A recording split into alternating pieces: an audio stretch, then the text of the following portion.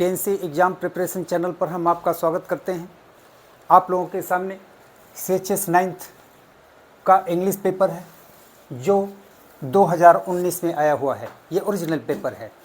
इसका सलूशन हम करते हैं। Question number 1, it is a month since the holidays. इसी में से चुनना है आपको, 1 से लेकर के 4 तक। कई जगह आपका दिमाग भटक सकता है, मे बिगिन होगा, विल बिगिन होगा, ज़्यादातर इसी पर लोग करेंगे। लेकिन ध्यान दीजिए, यहाँ पर सिंस दिया है। सिंस निश्चित समय को बताता है, निश्चितता के लिए सिंस का यूज किया जाता है। और निश्चित के लिए क्या हो जाएगा, हैव बिगन, हो चुका है, यानी द हॉलीडेज हैव बिगन, छुट्टियां आरंभ हो चुकी हैं। ठीक है, इसलिए इसका ऑप्शन 3 सही होगा। सेकेंड, दूसरा question, send me letters this address. Send के साथ हमेशा टू का यूज किया जाता है। सेंड टू, इसका ऑप्शन सेकेंड सही होगा। सम का यूज इसलिए नहीं होगा क्योंकि यहाँ प्लूरल नंबर होना चाहिए। आइदर के साथ आर का यूज होता है, आर कहीं दिया नहीं है। बस टोटल और ऑल की बात आती है, इसमें कन्फ्यूजन होता है। तो ऑल माई मनी होता है, टोटल माई मनी नहीं होता है। ऑल, ऑप्शन 4 सही है। ये 4 ऑप्शन हैं। Don't keep it near the fire, इसे आग के पास मत रखो। इसके बाद क्या होगा, मत रखो, क्योंकि कोई कारण बताएगा, नुकसान हो सकता है, वो सामान नष्ट हो सकता है, इस तरह की कोई भी चीज। तो इसमें 2 में 1 की बात की गई है, इसलिए आर होगा। Second form of the verb नहीं होगा,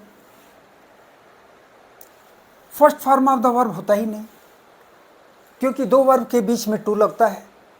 2 वर्ब के बीच में जब टू लगता है तो आप कॉन्सेंट्रेट करेंगे टू टॉक, जो कि यहाँ नहीं होगा। यहाँ जेरेंडियल फॉर्म ऑफ द वर्ब लगेगा। जेरेंडियल फॉर्म ऑफ द वर्ब क्या होता है, जब किसी भी वर्ब में हम आईएनजी लगाते हैं, उसके बावजूद उसका अर्थ रहा रही रहे से न निकल करके उसी तरह से ना निन्नी से निकलता है, जैसे इसके इन्फिनिटिव फॉर्म में होता है, उसको gerundial form of the verb बोलते हैं। तो यहाँ पर हो जाएगा talking, option 3। I avoid talking to him. Misspelled word, ये 4 शब्द दिए गए हैं, 4 वर्ड हैं। इसमें किसी एक में स्पेलिंग का मिस्टेक है, वही आपको चुनना है, सेलेक्ट करना है। तो इसके लिए एक सिस्टम ये भी है कि बाकी तीनों की मीनिंग देखिए, इनफैक्ट चारों की मीनिंग देखिए। जिसकी मीनिंग है उसका स्पेलिंग भी सही है, जिसकी मीनिंग नहीं मिलती है वो सही नहीं है, कहीं ना कहीं मिस्टेक है। एकोमोडेट, एकोमोडेट का मतलब होता है किसी व्यक्ति को किसी स्थान पर रहने या काम करने के लिए सहमति देना। इसका मतलब, इसकी मीनिंग निकल गई, स्पेलिंग सही है। एक्वेंटेंस का मतलब होता है परिचित, इसकी भी मीनिंग निकल गई। आर्गुमेंट मीन्स तर्क, इसकी भी मीनिंग निकल गई। एक्नॉलेजमेंट, इसका इस स्पेलिंग का कोई भी मीनिंग नहीं है, इसमें स्पेलिंग की गलती है। क्या होना चाहिए था, ACKNOWLEDGEMENT, एक्नॉलेजमेंट, ये होना चाहिए था, ये दिया नहीं, इसलिए ऑप्शन 3 गलत है। इसमें देखिए क्या है, इसमें भी 4 वर्ड्स हैं। 4 शब्द हैं, जिसमें करेक्ट स्पेलिंग का कौन है, किसी एक की मीनिंग निकलेगी, वही सही होगा। एम्बेरेस, एम्बेरेस ये वाला EMBARRASS, इसका मतलब होता है लज्जित होना, लज्जित होना, यानी ये स्पेलिंग सही है और इनमें से किसी की कोई मीनिंग नहीं है, इसलिए ये सही है, बाकी तो गलत है। सही पर आपको निशान लगाना है, आपने लगा दिया। इसमें भी सही स्पेलिंग वाले वर्ड का चॉइस करना है। स्पेलिंग आपके सामने है। इनएडवर्टेंट, इनएडवर्टेंट, इनएडवर्टेंट, इसकी मीनिंग होती है अनजाने में किया हुआ कार्य या अनजाने में किया हुआ, ये मीनिंगफुल है। इसका मतलब ऑप्शन 4 की स्पेलिंग सही है। इन तीनों में से किसी का कोई मीनिंग नहीं है। ये सेंटेंस से रिलेटेड कौन सा सेंटेंस सही है? आप देख रहे हैं कि चारों में डिस्पाइट दिया है, लेकिन किसी डिस्पाइट के साथ कोई प्रीपोजिशन नहीं है और किसी डिस्पाइट के साथ प्रीपोजिशन के रूप में ऑफ है, किसी में इन है, इसमें भी इन है। आपको बता दें कि डिस्पाइट के साथ कोई भी प्रीपोजिशन नहीं लगता है, क्योंकि डिस्पाइट का मतलब ही होता है in spite of. In spite of माने बावजूद। ये मीनिंगफुल सेंटेंस है। अपनी बीमारी के बावजूद वह काम पर गया, इसका मतलब ऑप्शन 1 सही है, बाकी गलत है। डिस्पाइट के साथ कोई भी प्रीपोजिशन नहीं लगता, क्योंकि इसकी मीनिंग ही होती है इन स्पाइट ऑफ, ऑलरेडी लगा होता है। मैजेस्टिक, मैजेस्टिक का मतलब होता है शानदार, जिसको हम प्रभावशाली के नाम से जानते हैं।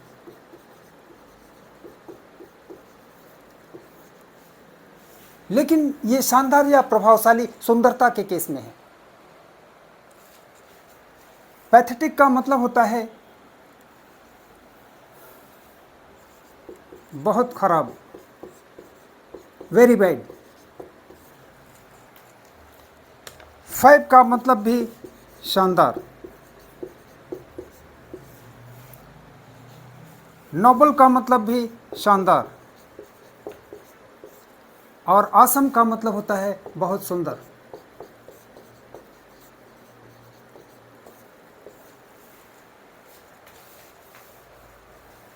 आपको एंटोनिम्स चाहिए अपोजिट मीनिंग के, तो इन दोनों का अपोजिट क्या है?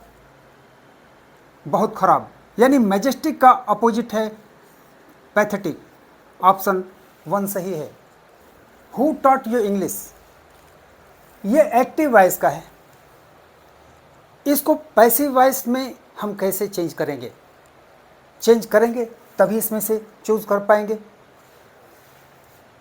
जब एक्टिव वॉइस वाक्य की शुरुआत हु से होता है, तो पैसिव वॉइस में हम बाय होम लिखते हैं, बाय होम।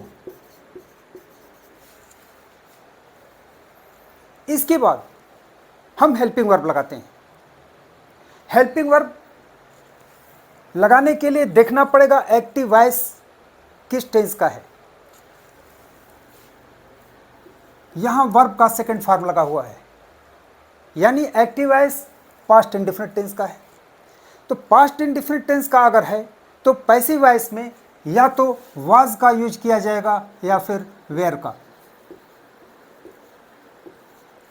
इसके लिए आपको देखना होगा नेचर ऑफ सब्जेक्ट क्या है। सब्जेक्ट अगर सिंगुलर नंबर का होगा या आई होगा तो हम वाज लगाएंगे, प्लूरल नंबर का होगा या यू होगा तो वेयर लगाएंगे। इस सेंटेंस में 2 ऑब्जेक्ट हैं, एक ऑब्जेक्ट है यू और दूसरा है इंग्लिश। जब एक ही सेंटेंस में 2 ऑब्जेक्ट आते हैं तो थोड़ा सा एक क्रिटिकल पोजीशन आ जाता है, किसको हम सब्जेक्ट बनाएं। तो पहले मेन ऑब्जेक्ट को हम सब्जेक्ट बना के देखते हैं। मेन ऑब्जेक्ट कौन होता है? जो वर्ब के ठीक बगल में हो। तो मेन ऑब्जेक्ट यू है, इसको हम सब्जेक्ट बनाते हैं। तो इसके लिए तो वेयर लगेगा, बाय होम वेयर। अब इसको सब्जेक्ट बनाएंगे you. Third form of the verb रहेगा टॉट इंग्लिश।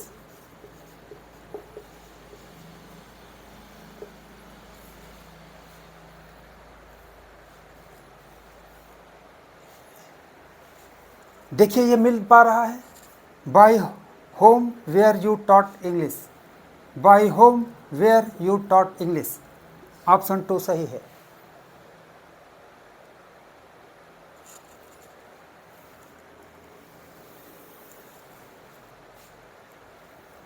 इसका एक एडिशनल भी आपको बता देते हैं कि जब सेकेंडरी ऑब्जेक्ट को आप सब्जेक्ट बनाएंगे तो क्या होता है। सेकेंडरी ऑब्जेक्ट क्या है? इंग्लिश। इसको सब्जेक्ट बनाएंगे तो क्या होगा? बाय होम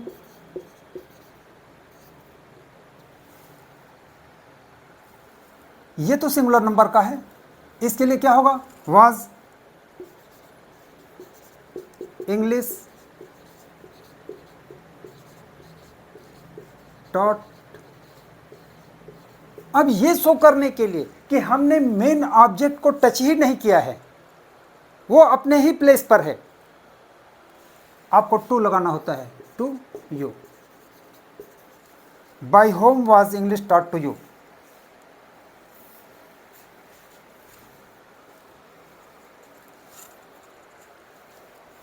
तो ये वाला नहीं, पहले वाला मिला था, by whom were you taught English.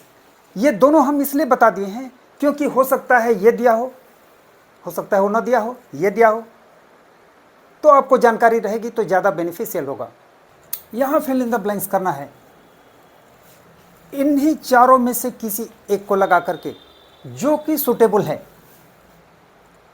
जिसके लगाने से ये सेंटेंस मीनिंगफुल हो सकता है। द मिनिस्टर्स कार्स, मिनिस्टर की ढेर सारे कार जो जा रही हैं। ग्रुप माने ढेर, समूह, क्राउड मीन्स भीड़, स्टैक का मतलब होता है अंबार, ये भी ज़्यादा को बताता है, और कॉन्वॉय भी ग्रुप को बताता है, लेकिन कॉन्वॉय का मतलब होता है रक्षक दल। यहाँ पर बहुत ज़्यादा सुटेबल पड़ेगा कॉन्वॉय। ऑप्शन 2 रक्षक दल। बहुत सारी कारें थी जिसमें उनके रक्षक दल के लोग थे। इसमें आपको होमोफोन का चुनाव करना है। होमोफोन क्या होता है ये जानिए आप। दो शब्दों का समूह दिया गया होगा, पेयर दिया होगा, जो सेम इन प्रोनाउंसिएशन होंगे, भले उनकी मीनिंग अलग अलग हो, same in pronunciation but different in meaning, is called homophone.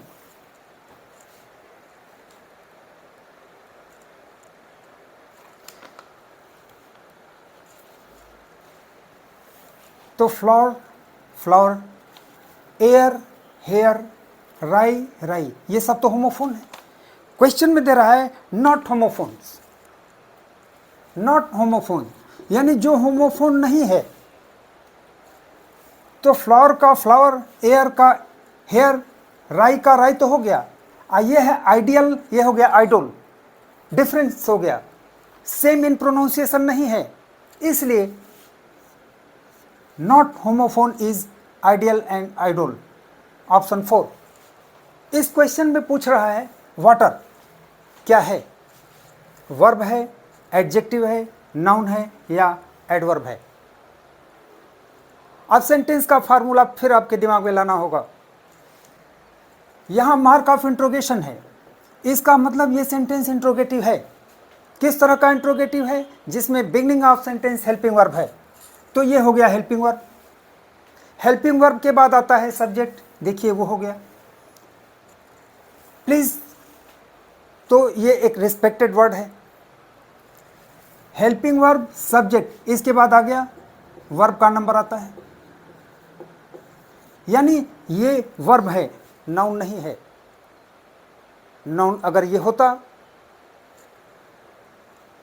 तो वर्ब के बाद नहीं आता, वर्ब ये सब्जेक्ट के बाद नहीं आता, ये खुद एक सब्जेक्ट होता, हेल्पिंग वर्ब के बाद आता। तो इस केस में वाटर वर्ब है।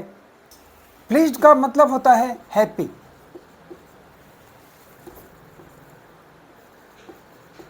प्लीज्ड का मतलब हैप्पी। इम्पोलाइट का मतलब होता है जो विनम्र नहीं है।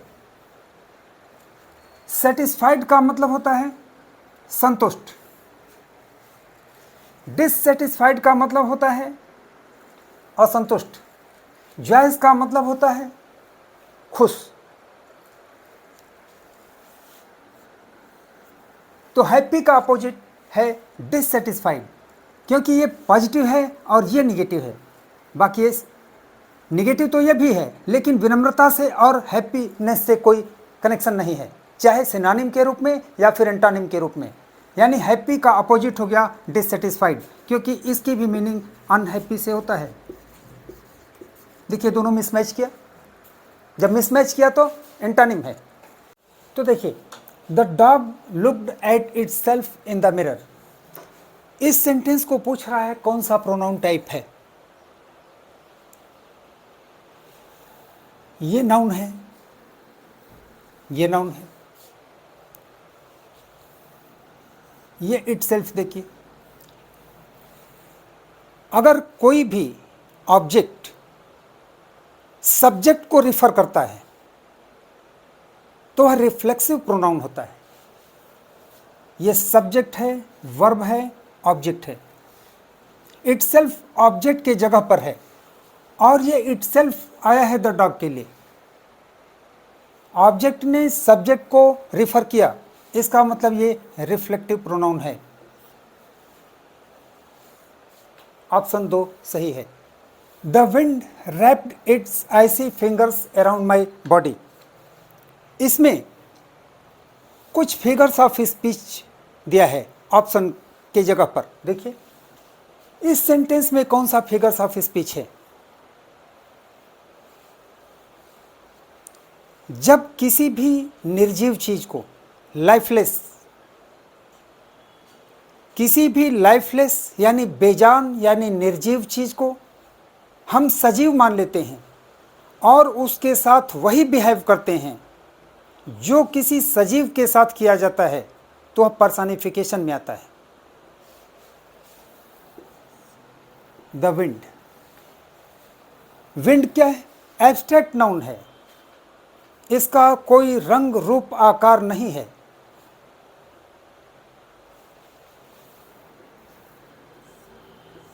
इसके लिए फिंगर्स का यूज किया गया है। तो जब जिसका रंग रूप आकार ही नहीं है, कोई शेप ही नहीं है, तो उसके पास उंगलियां कहां से आ जाएंगी? ये तो लिविंग बीइंग के साथ होता है, लिविंग बीइंग के पास होता है। यानी द विंड का पर्सनिफिकेशन किया गया, मानवीकरण किया गया, इसलिए यह सेंटेंस पर्सनिफिकेशन का है। How many syllables are there in the word pronunciation? Pronunciation, ये जो एक वर्ड दिया गया है, इसमें कितने सिलेबल्स हैं? सिलेबल्स क्या होता है?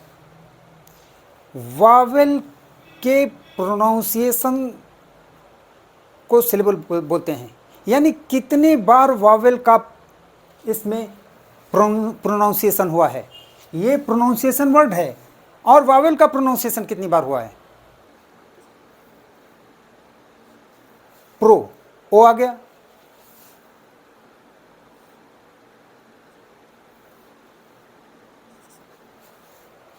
प्रो ना आ गया, यहां ऊ तीसरी बार आया, सी फोर्थ टाइम से आया, एशन फोर्थ टाइम है। यहां आई ओ का वावेल की तरह से प्रोनाउंसिएशन नहीं है, यानी 5 टाइम्स। इसमें 5 सिलेबल्स हैं, ऑप्शन 4 सही है। Growing children need proper nourishment. इसमें जो अंडरलाइन वर्ड है ये किस को रिफर कर रहा है, किस चीज से बिलोंग कर रहा है, एडवर्ब से, वर्ब से, नाउन से या एडजेक्टिव से?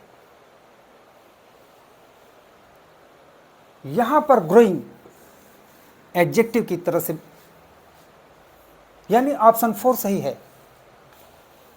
इसमें क्वेश्चन कर रहा है कि ये दो he is poor he is honest किस तरह का सेंटेंस है। तो दो का यूज हमेशा कंपाउंड सेंटेंस में किया जाता है,